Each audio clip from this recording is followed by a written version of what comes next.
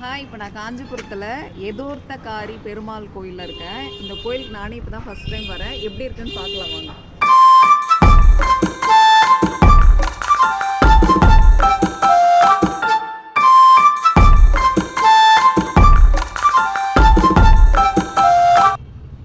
இப்போ நான் எதோர்த்தக்காரி பெருமாள் கோயில் உள்ளே இருக்கேன். எதோர்த்தக்காரினா சொன்ன வண்ணம் செய்த பெருமாள். தன்னோட பக்தர் ஏதோ கேட்டிருக்காரு, அதை மறுக்காமல் இவர் அப்படியே அந்த வேண்டுகோளை செய்து கொடுத்துருக்காரு.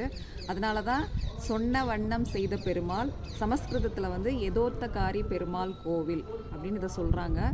கோவில் ரொம்ப நல்லாயிருக்கு. நானே இப்போ தான் ஃபஸ்ட் டைம் வரேன். சூப்பராக இருக்குது, பாருங்கள்.